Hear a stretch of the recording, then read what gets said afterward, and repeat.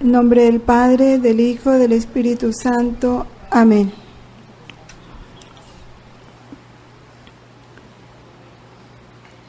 Solo Dios perdona los pecados. Sin embargo, Él confió este ejercicio del poder de perdonar los pecados al ministerio sacerdotal. El ministerio apostólico, el sacerdocio ministerial, está encargado del ministerio de la reconciliación. A ellos les dio el poder de atar y desatar. ¿Qué significan estas palabras atar y desatar? El numeral 1445 nos las explican con gran claridad. Aquel a quien excluyáis de vuestra comunión será excluido de la comunión con Dios. Aquel a quien recibáis de nuevo en vuestra comunión, Dios lo acogerá también en la suya. Por eso la reconciliación con la Iglesia es inseparable de la reconciliación con Dios.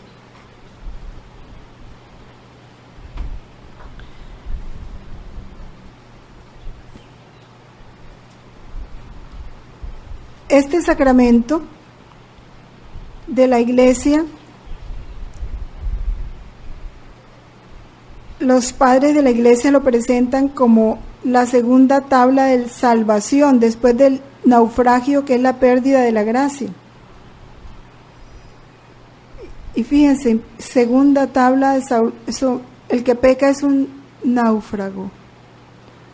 Se salió de la barca. Y la confesión es una tabla de salvación, es un medio. Los pecados de que les decía que al comienzo de la Iglesia, en los primeros siglos, que eran considerados particularmente graves, eran la idolatría, el homicidio y el adulterio. Debían hacer penitencia pública por sus pecados, a menudo durante largos años, antes de recibir la reconciliación. Solo era admitido raramente y en ciertas regiones una sola vez en la vida. Luego ya hacia el siglo VII, los misioneros irlandeses fueron los que empezaron a introducir la práctica privada de la penitencia. Y a partir de entonces, este sacramento de la penitencia se realiza de una manera secreta, solo entre el penitente y el confesor.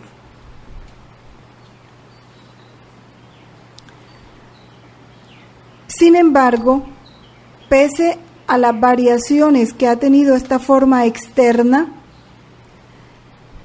en su esencia, su estructura íntima, este sacramento ha permanecido, no ha variado esta estructura. ¿Cuál es? Comprende los dos elementos. Por una parte, lo que hace el penitente, lo que le corresponde al penitente, y la otra, lo que le corresponde al confesor. ¿Cuáles son los actos del penitente? Interiormente sabemos que lo primero que se produce es una conversión interior bajo la acción del Espíritu Santo. El Espíritu Santo lo convence de pecado y el hombre, consciente de su pecado, tiene un acto de contrición, de verdadero arrepentimiento.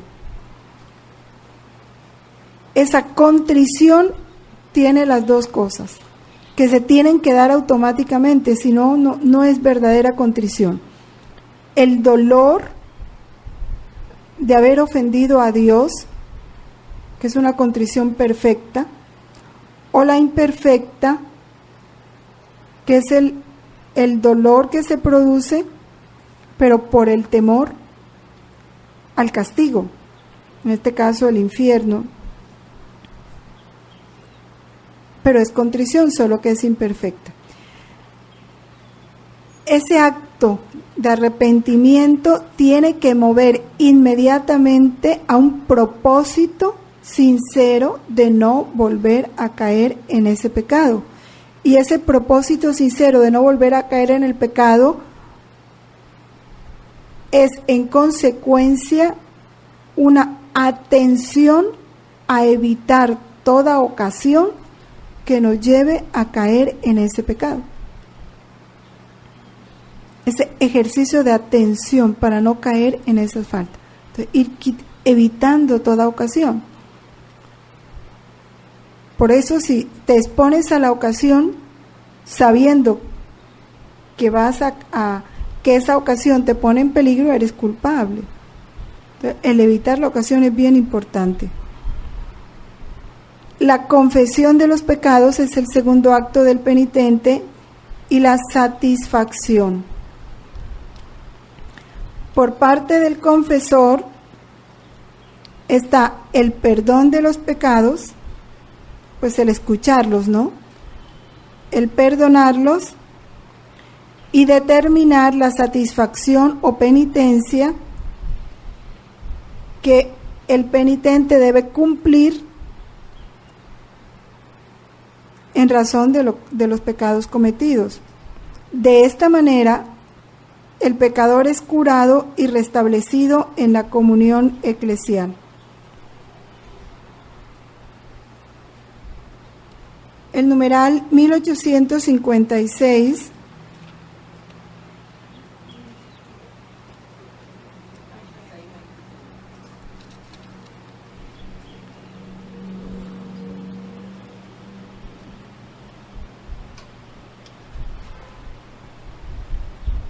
habla del pecado. Podemos empezar el 55. El pecado mortal destruye la caridad en el corazón del hombre. El pecado venial deja subsistir la caridad aunque la ofende y la hiere. La caridad, ¿no? Como ese amor a Dios. Y el pecado mortal ataca en nosotros el principio vital que es la caridad. Necesita una nueva iniciativa de la misericordia de Dios y una conversión del corazón que se realiza ordinariamente en el marco del sacramento.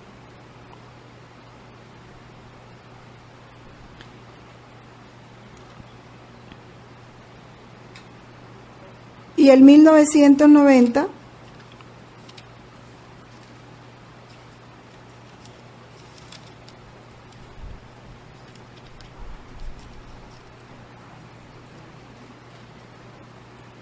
la justificación arranca al hombre del pecado que contradice al amor de Dios, purifica su corazón, son los efectos de la confesión, otorga el perdón, reconcilia al hombre con Dios, lo libera de la servidumbre del pecado y lo sana. Por eso, confesiones bien hechas tienen que producir esto, liberar al hombre de la servidumbre del pecado y sanarlo. Es consecuencia de las confesiones mal hechas el seguir incurriendo siempre en el mismo pecado.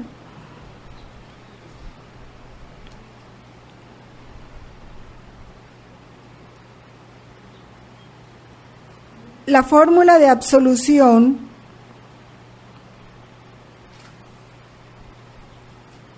en uso en la Iglesia Latina expresa el elemento esencial de este sacramento.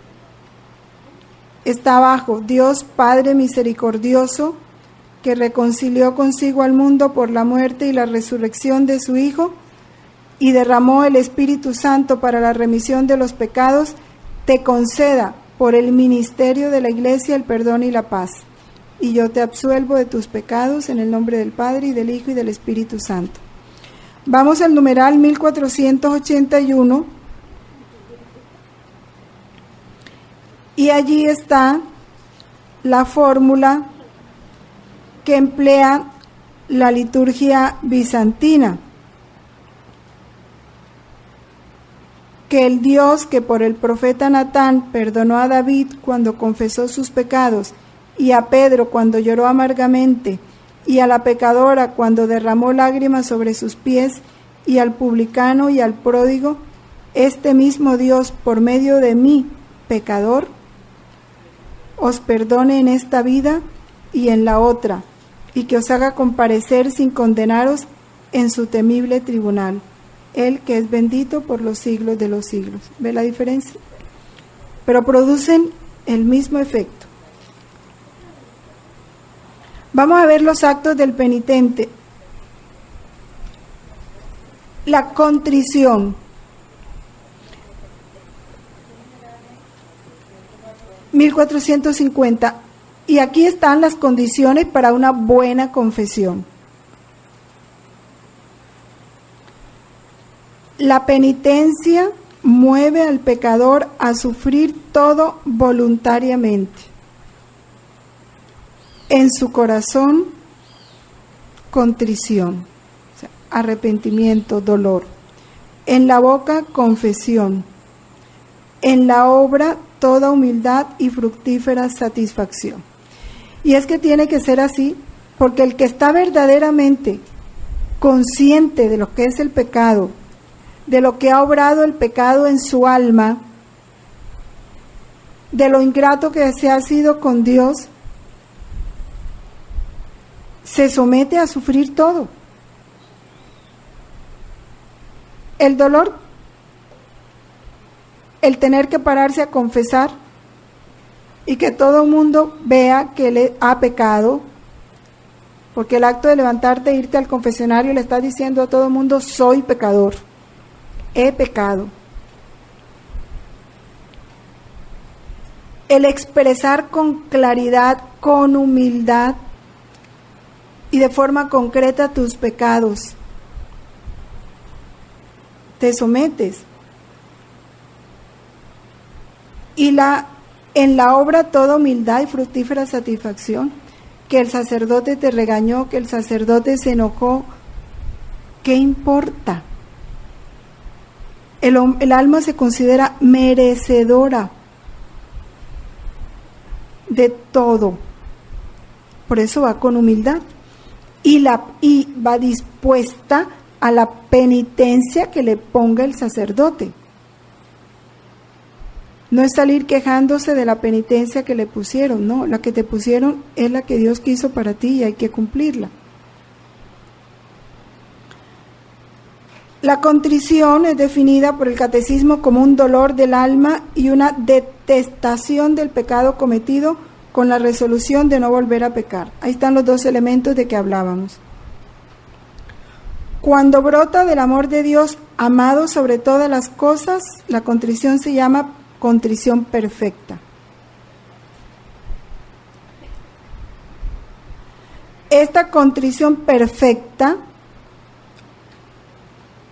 obtiene el perdón de los pecados veniales y de los mortales en forma inmediata.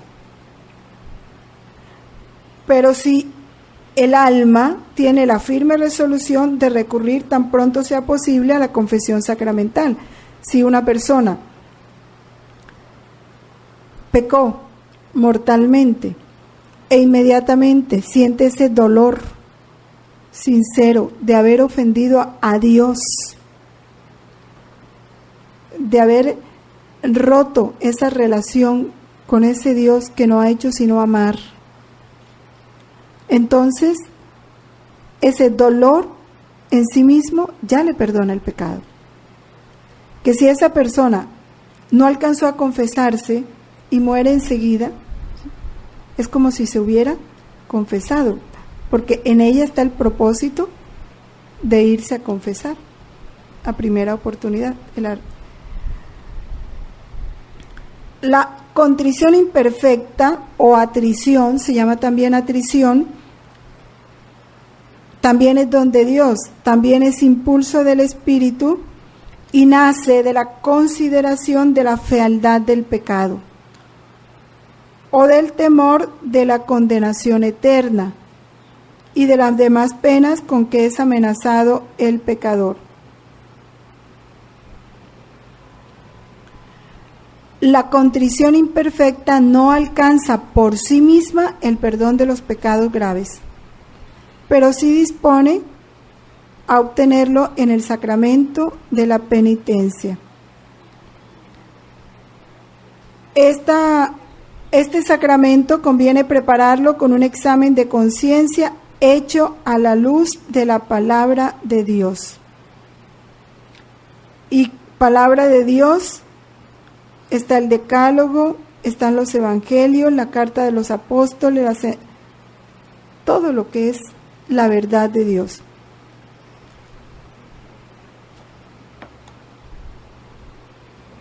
En el volumen 4,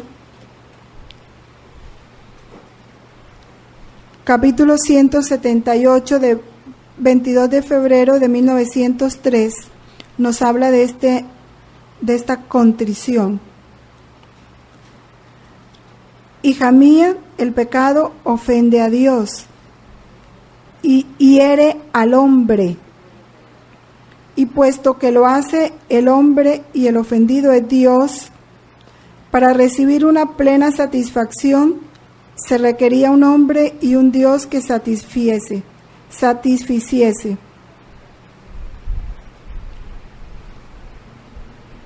Y los 30 años del curso de mi vida mortal satisficieron por las 3 edades del mundo, por los 3 diversos estados de ley de naturaleza, ley escrita, ley de gracia, y por las 3 diversas edades de cada hombre, adolescencia, juventud y vejez.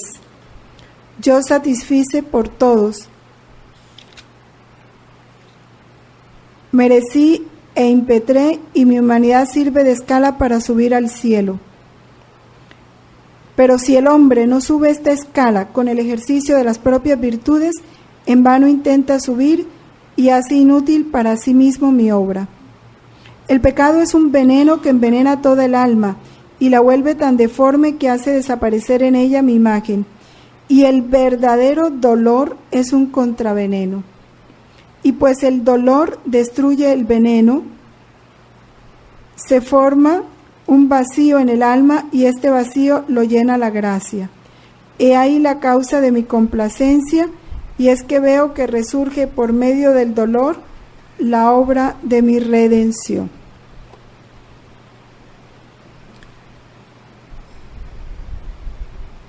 Por eso dice el acto de contrición que aparece en las oraciones de la divina voluntad, ¿no?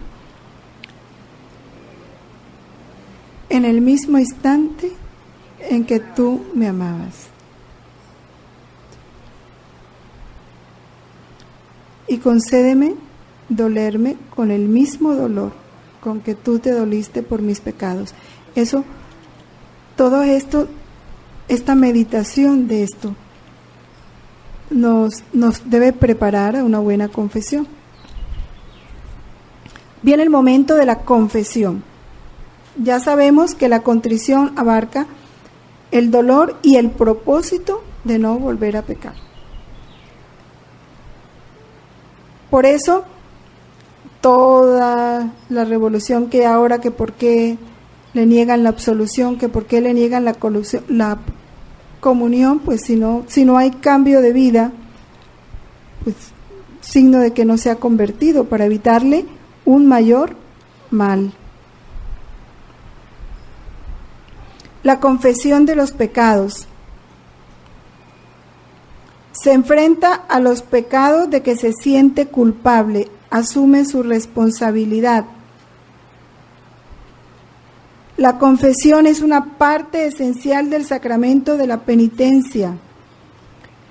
En la confesión, los penitentes deben enumerar todos los pecados mortales de que tienen conciencia tras haberse examinado seriamente.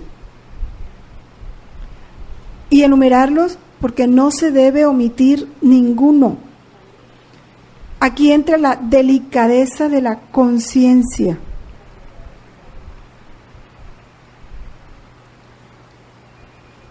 Hay que también decir si estos pecados no son muy secretos, si han sido cometidos solamente contra los 2 últimos mandamientos del Decálogo, si ha afectado a otras personas, si se han cometido públicamente o en forma secreta. Pues a veces estos pecados hieren más gravemente el alma y son más peligrosos que los que han sido cometidos a la vista de todos. Los 2 últimos mandamientos son el 9º y el 10º, no desear, son pecados internos, ¿no? Desear la mujer del prójimo y la codicia, ¿sí? Que no son pecados externos, son pecados del corazón. No olvidemos que solo se nos perdonan los pecados que son confesados. Y el que oculta voluntariamente un pecado, su confesión es una confesión mal hecha, o sea, queda sin perdón, porque igual queda su alma manchada. ¿Se está engañando a quién? A sí mismo. No a Dios, porque a Dios nadie lo puede engañar. El sacerdote tampoco, porque Él te perdona lo que le entregas. Lo que no le entregas queda sin perdón. Lo que dice el numeral 1457 es bien importante. Según el mandamiento de la Iglesia, todo fiel llegado a la edad del uso de la razón debe confesar al menos una vez al año los pecados graves de los que tiene conciencia. Y esto está muy de acuerdo con lo que el cardenal Castrillón decía a los sacerdotes, que los niños, tan pronto lleguen al uso de razón, deben hacer su primera comunión, para que ya entren en la vida de la gracia. Deben confesar al menos una vez al año sus pecados. Quien tenga conciencia de hallarse en pecado grave, que no celebre la misa ni comulgue el cuerpo del Señor sin acudir antes a la confesión sacramental. Aquí de celebrar la misa se refiere al sacerdote.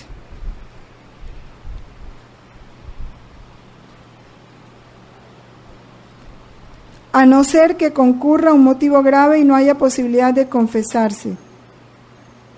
Y en este caso tenga presente que está obligado a hacer un acto de contrición perfecta que incluye el propósito de confesarse cuanto antes. Los niños deben acceder al sacramento de la penitencia antes de recibir por primera vez la Sagrada Comunión. También importante porque se ha ido contagiando en la iglesia algunos grupos la idea de que como son tan niños, ¿para qué hablarles del pecado?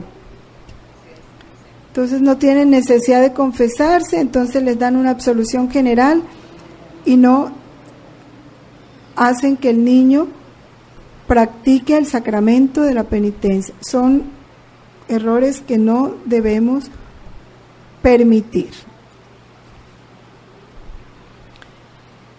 Esta confesión habitual de los pecados veniales ayuda a formar la conciencia, a luchar contra las malas inclinaciones y a dejarse curar por Cristo para progresar en la vida del Espíritu. El numeral 1458. Porque la confesión de los pecados veniales no es estrictamente necesario, pero es recomendable. La Iglesia lo recomienda.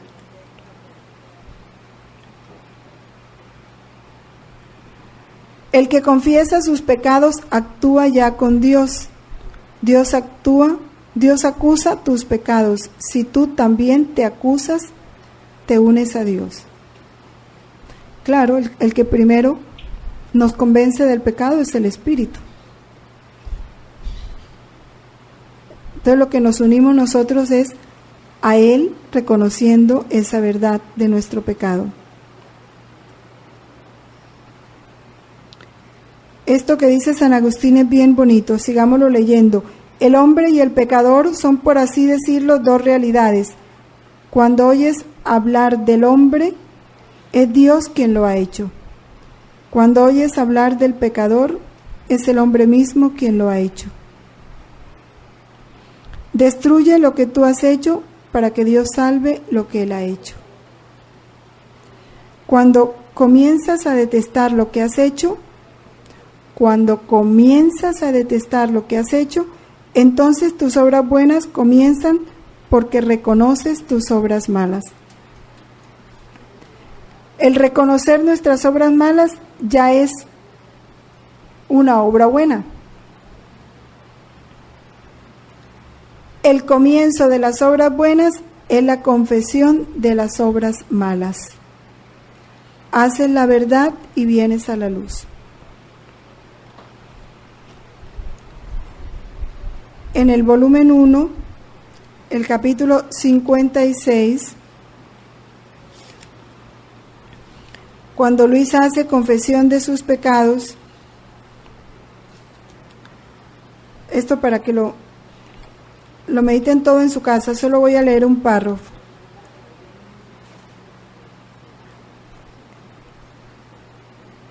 Se entiende que tú comprenderás qué cosa sea en sí el pecado, tanto por cuanto es accesible a la inteligencia y voluntad humana, para que tome la resolución de antes morir que volver a ofenderme. Así pues, entra en tu nada. Considera un poco que la nada se ha puesto contra el todo y que el todo habría podido hacer desaparecer de la faz de la tierra a la nada, la cual se volvió tan infame que se ha enfadado con su creador. No obstante esto, esta nada no solamente ha sido tolerada por el todo, sino amada. Y ahora sal de tu nada y llena de amor hacia tu amante Señor, recita el acto de contrición. Esto como Dios la preparaba, ¿no?, para la confesión.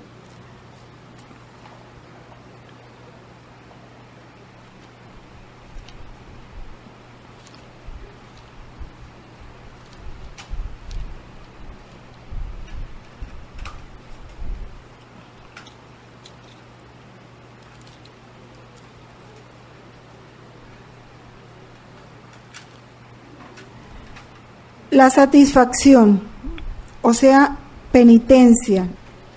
Muchos pecados causan daño al prójimo. Es preciso hacer lo posible para repararlo. Por ejemplo, restituir las cosas robadas,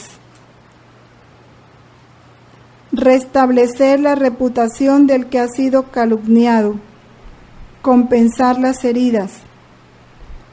La simple justicia exige esto. Pero además el pecado hiere y debilita al pecador mismo, así como sus relaciones con Dios y con el prójimo.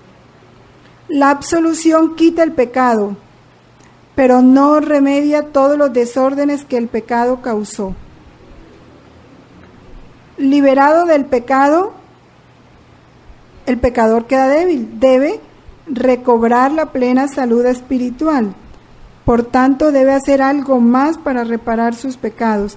Debe satisfacer de manera apropiada o expiar sus pecados.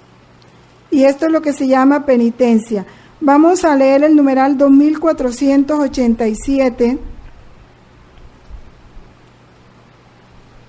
que nos da unos elementos muy importantes en relación a esta satisfacción. Toda falta cometida contra la justicia y la verdad entraña el deber de reparación, aunque su autor haya sido perdonado. Cuando es imposible reparar un daño públicamente, es preciso hacerlo en secreto. Si el que ha sufrido un perjuicio no puede ser indemnizado directamente, es preciso darle satisfacción moralmente en nombre de la caridad. Este deber de reparación se refiere también a las faltas cometidas contra la reputación del prójimo. Esta reparación moral y a veces material debe apreciarse según la medida del daño causado. Obliga en conciencia. Si no se hace esa reparación,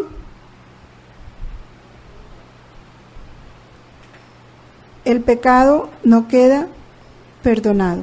Ejemplo, bueno, aquí está el ejemplo del robo. Un muchacho deja embarazada a una niña.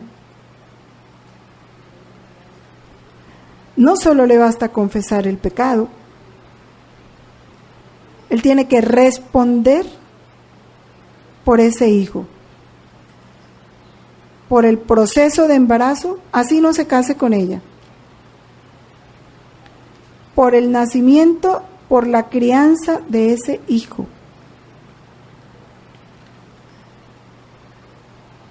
Y esto por ser desconocido, tantos que abandonan eso como si nada fuera. Igual, cuando uno por ligereza, ligereza en sus juicios o en sus palabras, dice algo que no es de otra persona, quitándole la reputación, causándole problemas, está obligado públicamente a reconocer que se equivocó, no solo confesar el pecado. Es de igual manera reconocer públicamente que me equivoqué, que cometí un error y decir la verdad. ¿Ve? Porque es que a veces no atendemos a esta parte de la satisfacción y obliga en conciencia. Si cuando hay robo o cualquier otro daño material no se puede dar directamente a la persona, se debe dar a través de un tercero, pero la misma cantidad. Ejemplo,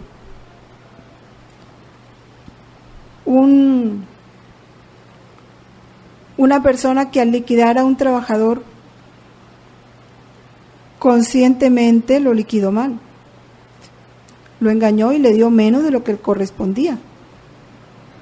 Luego reconoce su pecado, lo confiesa, eso que le quitó al trabajador y que de pronto, si lo puede localizar, dérselo a él. Pero si no, la misma cantidad se la debe dar a un pobre. ¿Y a la iglesia? A un pobre, mediante a terceros. Bueno, puede que sí, puede que a la iglesia, pero es mejor, si lo quitaste a un pobre, dáselo a un pobre. ¿Ya? Ahora, si ya el sacerdote te dice que a la iglesia, pero debe reponerse a través de un tercero. Igual, si le robaste a un rico, a tu patrón, a la empresa, al que sea, al gobierno, porque hiciste papeles falsos, porque todo lo que sabemos que ahora hay, ¿sí? Y no te queda fácil restituir ese dinero a esa empresa o a eso, tienes que restituirlo totalmente por otro medio. Igual dándolo en limosna, pero la misma cantidad. ¿Eh? O sea, lo que robaste, devuélvelo. No te quedes con eso, porque si no el pecado no queda perdonado. Igual los pecados contra la verdad, en el caso de mentiras, calumnias, juicios, o contra la justicia. Pongo el ejemplo de los sueldos porque a veces decimos, sí, yo no robo, yo no le quito nada a lo ajeno, pero a veces en la atención a quienes trabajan con nosotros no somos suficientemente justos. O si hacemos un daño cualquiera, ibas conduciendo y y chocaste con otro carro, con una casa, tienes que reparar el daño que causaste. No es salirte corriendo y no pagar lo que te corresponde, ¿ya? Porque todo eso son deberes de justicia.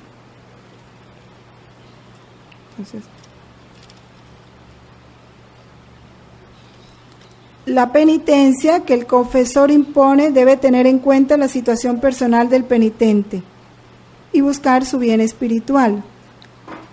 Debe corresponder todo lo posible a la gravedad y a la naturaleza de los pecados. Puede consistir en oraciones, en ofrendas, en obras de misericordia, servicio al prójimo, privaciones voluntarias, sacrificios y sobre todo la aceptación paciente de la cruz que debemos llevar.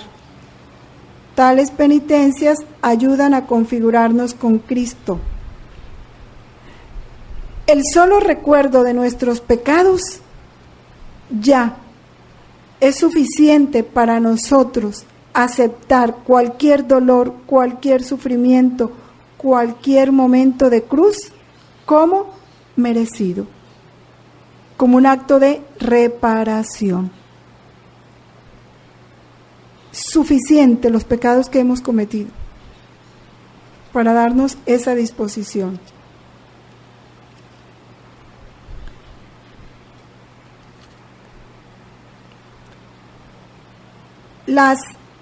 Por nuestra satisfacción, lo que realizamos por nuestros pecados solo es posible por medio de Jesucristo.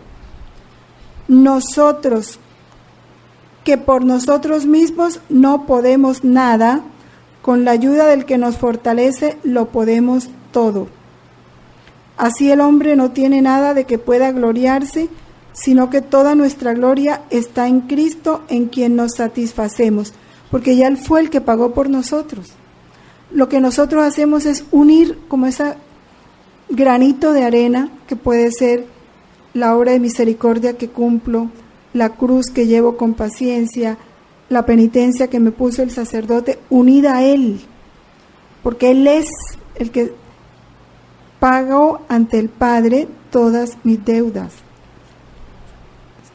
Él sanó ya mis heridas.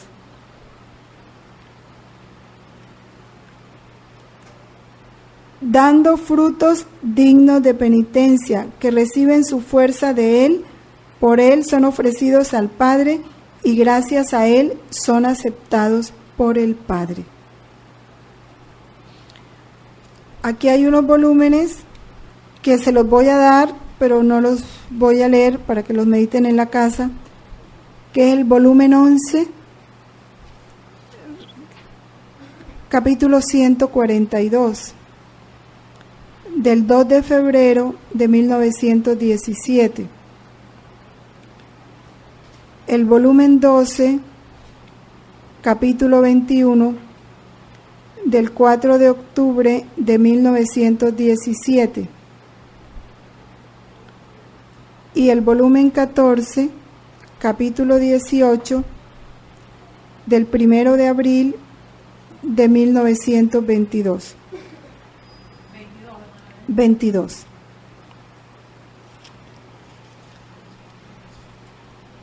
Sabemos que el ministro de este sacramento es el sacerdote. Y el catecismo dice algo muy importante y que el Padre Pío lo hacía, ¿sí?, con mucha frecuencia, o siempre, no con mucha frecuencia, siempre.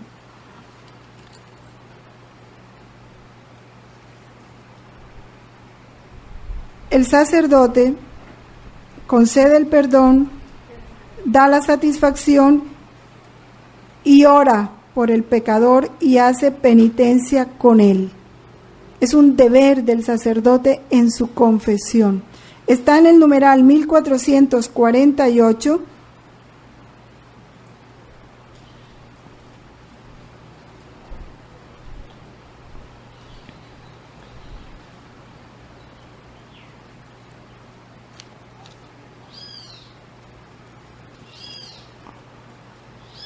Porque es es importante, ¿ve? Ese es el deber del sacerdote. Él no es el dueño, es el moderador de la disciplina penitencial. Hay pecados, ya sabemos que están sancionados con excomunión, que impiden la recepción de los sacramentos, y su absolución solo puede ser concedida según el derecho de la Iglesia al Papa, al obispo del lugar o al sacerdote autorizado por ello. Es el 1463. Entre esos pecados está el aborto, que da excomunión.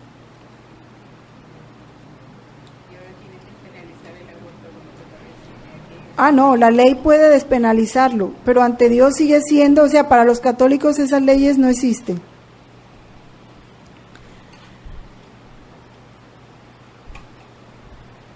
El confesor está obligado al sigilo sacramental.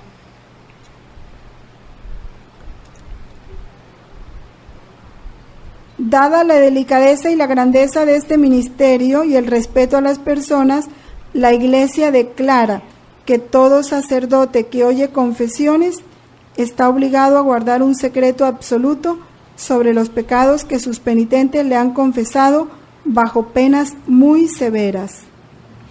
Tampoco puede hacer uso de los conocimientos que la confesión le da sobre la vida de los penitentes. Este secreto se llama sigilo sacramental.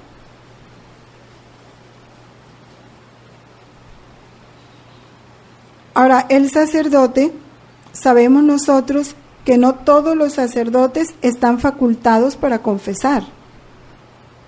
No porque ordenen a un sacerdote ya está facultado para confesar, no. Es el obispo.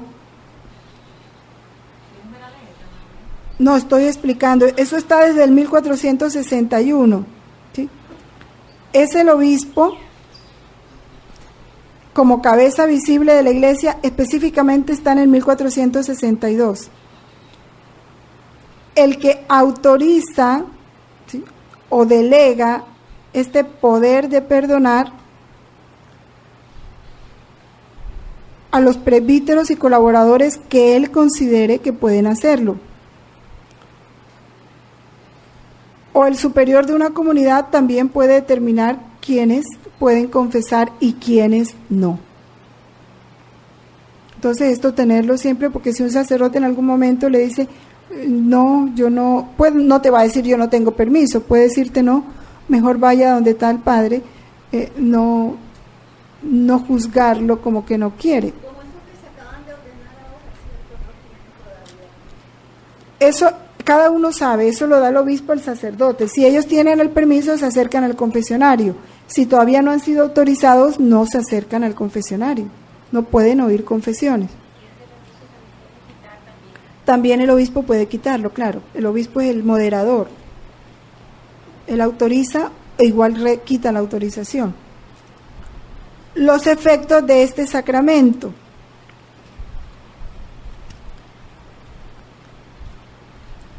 ¿Qué nos produce? Nos restituye a la gracia de Dios, a la vida de Dios, y nos une con Él, con profunda amistad.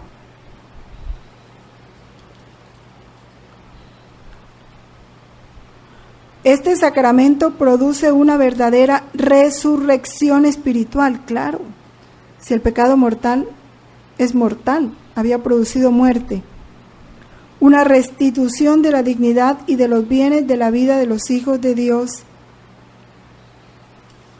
El 1468. Como habíamos dicho antes, nos reconcilia con la Iglesia. Porque no solo sana al hombre, o sea, no solo sana el miembro, sino también en la Iglesia produce un efecto vivificante, porque al sanarse un miembro, la Iglesia cobra vitalidad.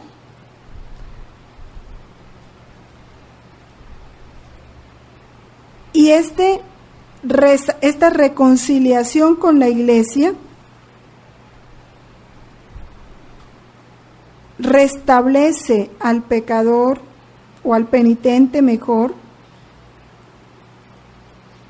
o lo afirma, lo restablece si son pecados mortales, o lo afirma si son pecados veniales, en la comunión de los santos. Acuérdense que por el pecado mortal se rompe esa comunión. El pecador es fortalecido por el intercambio de los bienes espirituales entre todos los miembros vivos del cuerpo de Cristo, estén todavía en situación de peregrinos o se hallen ya en la patria celestial. De esto, el volumen 2, el capítulo 79,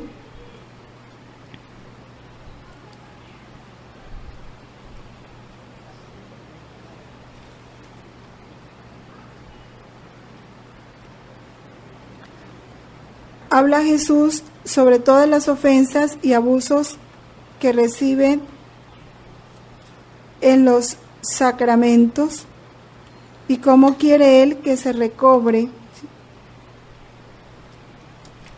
esa unión que se pierde con el pecado.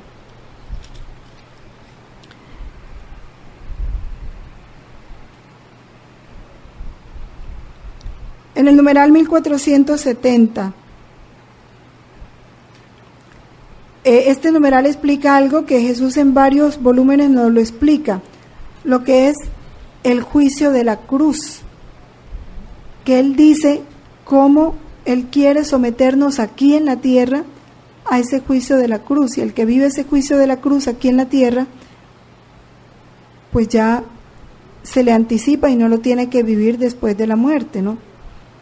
Dice: en este sacramento el pecador, confiándose al juicio misericordioso de Dios, anticipa en cierta manera el juicio al que será sometido al fin de esta vida terrena.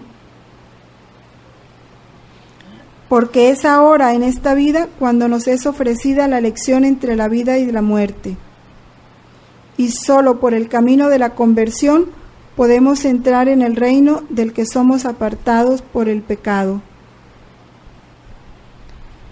Convirtiéndose a Cristo por la penitencia y la fe, el pecador pasa de la muerte a la vida y no incurre en juicio. Lo dice el Evangelio de San Juan en el capítulo 5, versículo 24.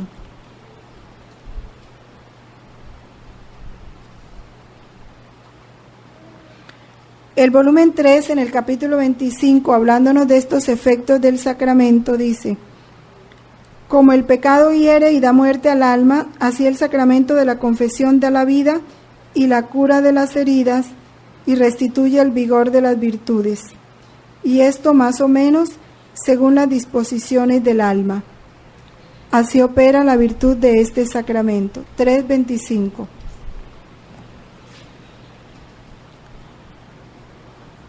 También está el volumen 14, en el capítulo 62, de septiembre 24 de 1922.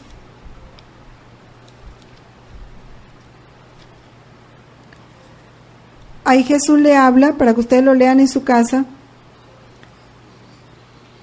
de cómo Jesús viste con el vestido de su voluntad al alma.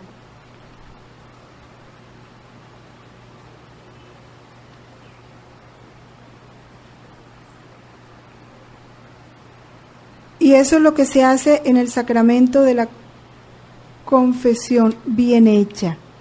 El alma recupera toda esa unión con Dios, esa amistad con Dios.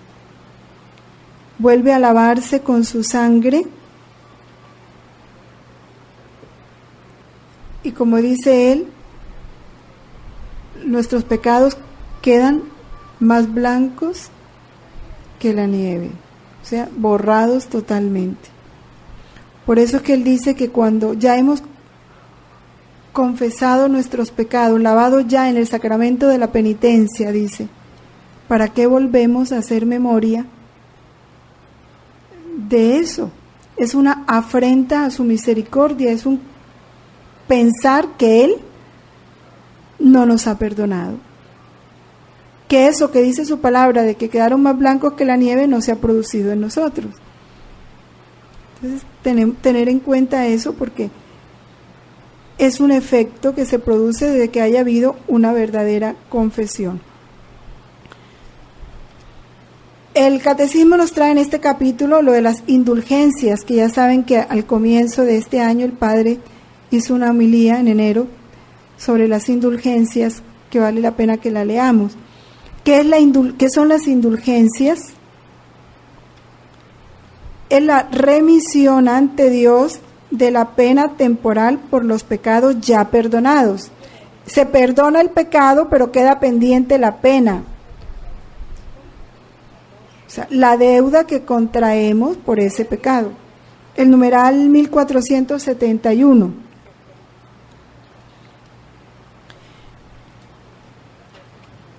En cuanto a la culpa que un fiel dispuesto y cumpliendo determinadas condiciones consigue por mediación de la Iglesia. Cuando la Iglesia determina indulgencia, Dios se dispone a hacer lo que la Iglesia determinó. Cuando es indulgencia plenaria, se perdonan todas las penas merecidas por todos los pecados cometidos hasta el día que se gana la indulgencia plenaria. O sea que si ese día un alma que ha ganado verdaderamente la indulgencia plenaria muere, va derechito al cielo, no pasa por el purgatorio, porque ya se le borraron todas las penas merecidas. Esta indulgencia cada uno la puede aplicar a sí mismo o a los difuntos, tanto las parciales como las plenarias. Ya nosotros sabemos que para Dios, ¿qué es más grato? Por los demás que por nosotros, ¿sí? Y ese es el juego en el purgatorio, ¿no? El alma siempre lo que le llega se lo da a los demás, a las más necesitadas, y eso mismo le hace a él el beneficio, porque es el amor, está llenando los vacíos de amor que ha quedado en su vida. Sabemos nosotros también que los actos, un acto hecho en la voluntad de Dios, es un acto ¿de quién? De Jesús y de la criatura unida a Jesús. Es de Jesús, pero ahí va la voluntad de la criatura unida a Jesús en ese acto. Como es un acto divino, produce todos los efectos que producen los actos de Jesús. Da más gloria a los bienaventurados, da alivio a las almas del purgatorio, produce beneficios a toda la humanidad. Es más que un sol. A cada uno le da los efectos, los beneficios que necesita. Al que necesita conversión, conversión; al que necesita fuerza, fuerza; al que necesita más santidad, santidad; al que necesita claridad sobre la verdad, se la da. Da bien a todas las almas. Entonces es una verdadera indulgencia.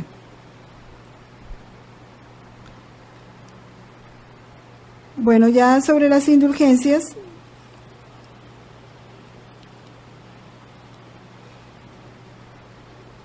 sabemos que en la comunión de los santos, vamos al numeral 1474, 1475, que habla de la comunión de los santos, esa relación que hay entre los bienaventurados, los del purgatorio y los que peregrinan en la tierra. Hay un constante vínculo de amor y un abundante intercambio de todos los bienes. La santidad de uno aprovecha a los otros más allá del daño que el pecado de uno puede causar a los demás. ¿Se dan cuenta? La santidad ayuda más que el daño que el pecado puede hacer. Voy a darle los volúmenes que corresponden a estas indulgencias que nos ayudan a comprender mejor. Está el volumen 13, capítulo 43, de diciembre 22 de 1921. Está el volumen 14, capítulo 7, de febrero 26 de 1922. Volumen 14, capítulo 7, de febrero 26 de 1922. Pueden completar también con el volumen 16, capítulo 13, de septiembre 6 de 1923. Todos estos capítulos son referidos al sacramento de la confesión. Y volumen 18, capítulo 8, de octubre 21 de 1925.